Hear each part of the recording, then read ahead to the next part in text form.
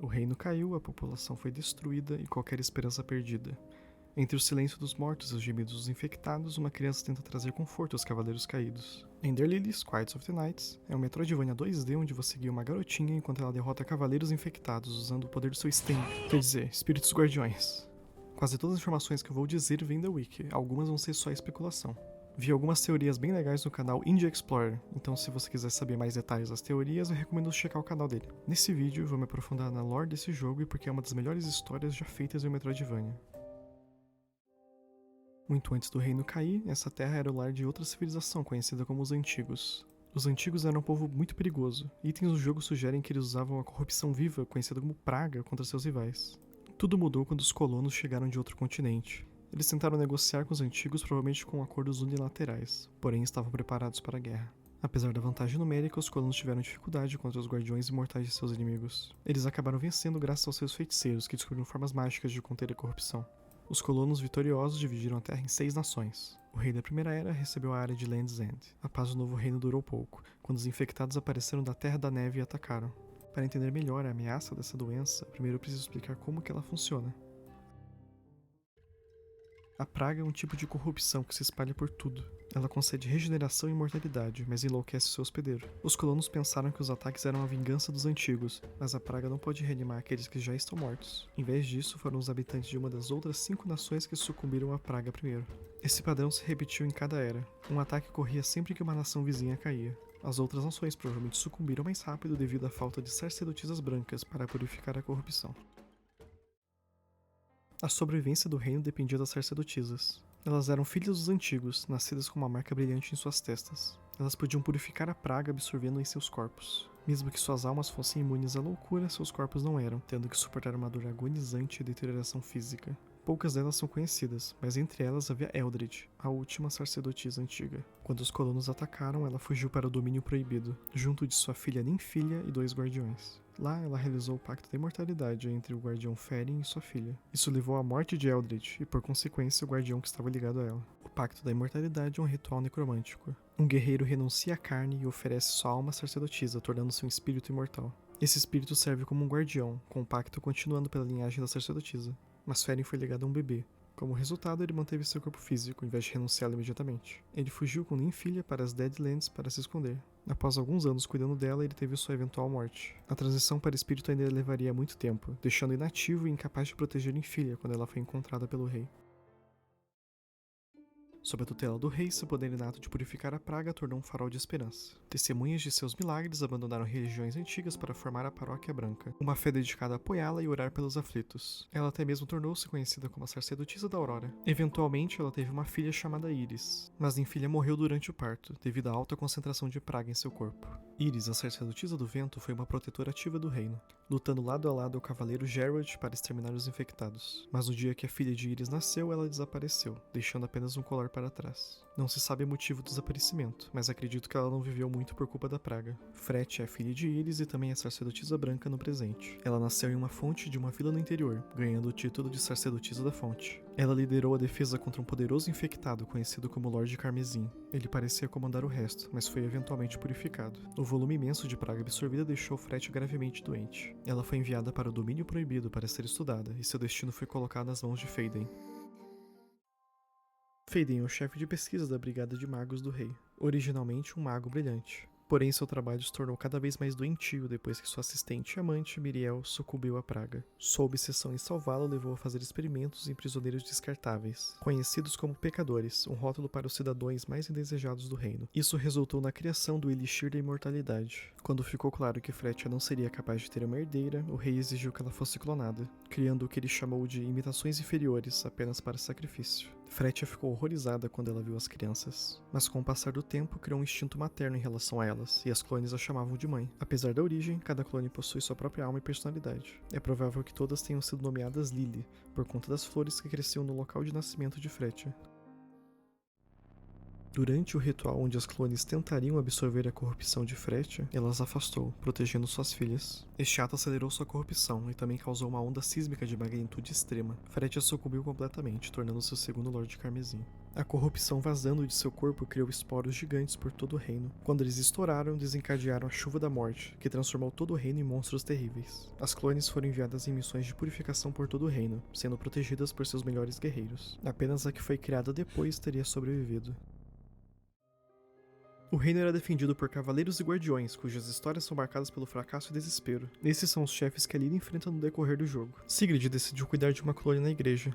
Ela nunca teve a chance de servir diretamente a uma sacerdotisa, mas queria ajudar como pudesse. Ela usa roupas clássicas de freira e empunha um mangual. Ela também tem asas contaminadas pela praga, que estão depenadas, diferentes das da sua irmã. Algo curioso no jogo é que nunca é explicado se elas já tinham essas asas ou se essas asas foram dadas realmente pela praga, mas as estátuas de freiras no fundo do jogo indicam que as freiras tinham asas. Então não faz muito sentido que elas tivessem ganhado depois pela praga. Só um detalhe aleatório. Silva foi designada para proteger Fretia enquanto a sacerdotisa ainda era jovem. Idêntica à sua irmã em aparência, mas ela empunha um grande martelo e tem asas brancas e penosas, que não estão depenadas. Silva nunca gostou das clones, deixando a que foi designada nos cuidados de seu irmão. Eventualmente, ela também foi contaminada pela praga, tentando fazer uma jornada de volta para sua irmã, sucumbindo no caminho. Jarwood, o guerreiro ancião, era um lendário cavaleiro do reino, famoso por sua imensa força, estatura e altruísmo. Para melhor defender o reino, ele bebeu voluntariamente o elixir da imortalidade para se tornar um cavaleiro imortal. Mesmo após ser contaminado pela praga, ele recusou a purificação para poupar a sacerdotisa de mais dor, dedicando seus momentos finais a proteger seu povo antes de sucumbir à loucura. Uv, o Cavaleiro Louco, era conhecido por seu estilo de luta berserk brutal e dificuldade com as palavras. Apesar de sua reputação, Fretia fez amizade com ele, e Uv se tornou completamente devotado a ela. Ele amava o Jardim Flor de Neve, que ficava na fortaleza, e cuidava dele todos os dias na esperança de que Fretia voltasse para vê-lo. Mesmo em seu estado contaminado, ele ainda protege o jardim com sua vida. E antes de uma atualização que veio para nerfar alguns bosses, Uv era o mais brutal de todos, de fato, ele era realmente injusto. Julius, o capitão dos cavaleiros, é também o filho ilegítimo do rei. Sua mãe morreu no parto e ele foi criado em segredo pelo seu tio, Hoenir. Movido pelo desejo de reconhecimento do pai que o abandonou, ele ascendeu por pura tenacidade para se tornar o capitão dos cavaleiros mais jovem da história do reino. Para defender a fortaleza, ele convenceu seus aliados a beberem um elixir da imortalidade, criando cavaleiros imortais. Depois que a chuva da morte transformou todos os seus homens em monstros, ele foi ao castelo em busca da ajuda do rei. Lá, ele descobriu a obsessão do rei com a imortalidade e que seus camaradas foram meros peões. Essa revelação, combinada com a influência da praga, o levou a uma fúria na qual ele assassinou o próprio pai. Julius permanece na sala do trono, consumido pelo seu ódio. Hoenir, o guardião do abismo, é o líder dos carrascos sombrios. Ele era totalmente devotado ao reino, mantendo sua profissão sombria em segredo de sua família para protegê-los. Ele acreditava que sua irmã o odiava, mas ficou surpreso quando ela o confiou ao seu filho antes de morrer. Hoenir acolheu e criou Julius como se fosse seu próprio filho, querendo que o menino tivesse uma escolha em seu futuro. Durante o caos da chuva, ele foi cercado por contaminados, e recebeu um último apelo psíquico de Fretia para proteger o local de execução. Mesmo após ser infectado, ele continua mantendo sua palavra. Elaine, a bruxa sombria, é uma feiticeira talentosa do Coven, uma escola de feiticeiros. Ela era muito sozinha, mas sua solidão foi curada quando Fretia apareceu e salvou a vida de sua mãe. Depois que Fretia adoeceu, Elaine a visitou no domínio proibido, e Fretia lhe entregou uma pedra mágica quebrada que ela encontrou no cadáver do Lorde Carmesim. A bruxa pediu a ajuda de Faden e juntos consertaram a pedra para criar o Aedes Curium, um amuleto de sacerdotisa extremamente poderoso. Apesar de seus esforços para encontrar uma cura, ela também foi infectada e deixada sozinha no Bosque da Bruxa. Outro chefe no jogo é a criatura que um dia já foi Miriel. Ela era uma estudiosa gentil e dedicada que entendia os riscos de pesquisar no domínio proibido, mas aceitou seu destino mesmo assim. Mesmo infectada, ela nunca atacou seu amado Faden. O feiticeiro soube que ela estava grávida, e como já estava louco graças à praga, tentou um ritual proibido para guiar seu espírito para a criança ainda não nascida. Isso acabou dando horrivelmente errado, criando um ser monstruoso que guarda o seu laboratório. A criatura é uma junção das almas tanto da mãe quanto da criança. Isso nos leva ao início do jogo, onde a protagonista é a última clone sobrevivente de Fretia. Ela foi criada como uma precaução, caso as outras sacerdotisas não fossem suficientes para o ritual. Ela é descoberta em um sono mágico profundo em uma igreja em ruínas. Ela é acordada pelo Cavaleiro Sombrio Ferin, após finalmente se tornar um espírito. Posteriormente, ele admite estar sem esperança, até considerando terminar seu pacto para escapar do ciclo interminável de tragédia. No entanto, a pureza de Lily reacende seu senso de dever e propósito, e ele se torna seu principal protetor. Ferin acredita que ela tem amnésia, mas ela acabou de nascer, então por isso não tem memória nenhuma. Conforme Lily purifica os chefes, ela ganha novas habilidades, como os golpes berserkers de Uv ou as marteladas de Silva. criando um sistema de combate dinâmico que evolui com sua missão. Mas ela também não ganha apenas suas habilidades, também ganha suas memórias e sentimentos finais, juntando a história da destruição do reino. Ao longo da jornada, o espírito de Fretia entra em contato com ela, pedindo desculpas pelo fardo que carrega. Lily também encontra os cadáveres de outras clones e descobre o nome Lily, decidindo adotar o nome em homenagem às suas irmãs mortas. Sua jornada leva ao abismo do domínio proibido, com o intuito de purificar Fretia. Existem 3 finais, eles dependem de uma relíquia-chave, o Aedio Escúrio, que pode ser restaurado no jogo usando tabletes antigos espalhados pelo mapa. Final A. Fretia purifica Lily, que já acumulou muita praga, aliviando de seus deveres. A garota deixa o reino para um destino desconhecido. Feren promete ajudar Fretia a purificar o resto do reino e um dia se reencontrar com Lily. Final B. Lily batalha contra Fretia no abismo sem usar o Aedio Escúrio.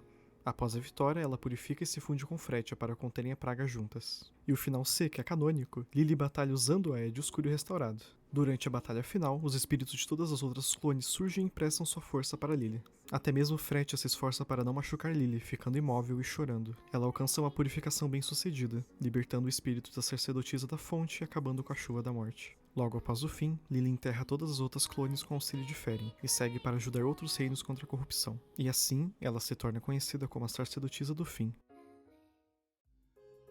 Quero reservar um momento só para falar da incrível trilha sonora que esse jogo tem e que você deve estar ouvindo nesse exato momento. Ela foi feita pelo grupo Indie Melee, que também é responsável pela trilha de Goblin Slayer, Ghost in the Shell, os jogos de Library of Ruina, Lobotober Corporation, e pra sequência, né, Ender Magnolia, que eu claramente quero fazer um vídeo sobre. Eu sempre gostei bastante das músicas dessa banda, e graças a eles que eu descobri Ender Lilies. Mais especificamente, a música que aparece logo no capítulo anterior a esse, que eu tava falando dos finais, né, que na verdade essa música Bull Bell, ela tem 2 versões, uma pro final B e outra pro final C, que são leves mudanças, né, que falta instrumento em uma e no outro tem mais instrumentos. Essa música é uma das minhas favoritas, né, por conta da letra dela, que na verdade reflete os desejos e desespero da Fretia, que é basicamente a protagonista. Quer dizer, a protagonista é a Lily, né, só que ela é a protagonista da história de verdade. E também Wit's Breath, Harmonious, né, eu coloquei Wit's Breath agora. Então tem muitas músicas que combinam perfeitamente com a atmosfera do jogo e que eu simplesmente sou apaixonado por elas. Recomendo muito. Mas a história não acaba por aí, também há outros personagens muito importantes e mini-chefes. Começando com a segunda pessoa mais importante do reino. O rei é um homem moralmente corrupto e obcecado. Seu objetivo principal era desvendar o segredo da imortalidade através da praga. Ele sancionou todos os experimentos horríveis de Faden para esse fim. Uma carta revela que ele sabia que seu filho havia sido roubado ao nascer, mas ele nunca descobriu que o Capitão Julius era essa criança. Havia também um cocheiro muito respeitado chamado Bale. Mesmo após ser contaminado pela praga, ele ainda ajuda a sacerdotisa branca, servindo como sistema de viagem rápida no jogo. Agora, quanto aos mini-chefes, é importante saber que depois que um espírito é purificado, o seu eco infectado permanece. Enquanto sua alma é salva, o fantasma físico da sua dor e corrupção permanece gravado na Terra. A empregada do castelo é um mini-chefe especial, uma fusão entre uma empregada e seu cão leal. Ela não ataca, mas vai se aproximar de Lily se ela estiver muito longe e simplesmente se sentará, esperando pelo seu fim. Presenciar um mini-chefe que está ativamente querendo que você o mate, simplesmente se sentando e esperando, é algo que no momento me fez perceber que esse jogo realmente ia ser especial. O jovem da Vila Hamlet é um jovem que foi separado de sua mãe durante a chuva da morte. Ele correu até a Paróquia Branca em busca de ajuda, mas infelizmente ele nunca chegou, sucumbindo no caminho. Manissa, a feiticeira floral, era conhecida por seu charme, mas sofria de uma doença grave. Ela passou seus últimos dias sozinha entre as flores, esperando pacientemente seu amado retornar com uma cura. Porém, tudo o que ela desejava era passar seus últimos momentos com ele. Melville, o feiticeiro fúlgico, era um feiticeiro que adorava viajar bastante. Quando soube que sua amada estava doente, partiu em busca de uma cura, mas retornou para casa sem sucesso, sendo infectado antes mesmo de poder reencontrá-la. O cobaia escondido era um bandido destemido e confiante que foi marcado como pecador e levado para o domínio proibido. Ele se escondia dentro de urnas para escapar dos experimentos. E quando a chuva da morte chegou, ele se fundiu junto da urna e se tornou um mímico. Então dá pra concluir que todos os inimigos que são mímicos no jogo são pessoas que estavam se escondendo durante a chuva da morte, mas que foram fundidas com o objeto. O arqueiro caído é irmão de Sylva e Sigrid. Por ser o maior arqueiro do reino, ele decidiu se tornar voluntariamente um pecador, para assim poder ajudar nos experimentos. Ele continuou protegendo uma das clones mesmo após infectado. Ender Lilies não é uma história sobre matar monstros, é uma história sobre mostrar misericórdia, uma oração pelos falecidos e uma das histórias mais comoventes que eu já vi em um videogame. Caso eu tenha deixado alguma informação de fora ou você queira compartilhar uma teoria, sinta-se livre para deixar nos comentários. Muito obrigado por vir até aqui e eu te vejo no vídeo de Ender Magnolia.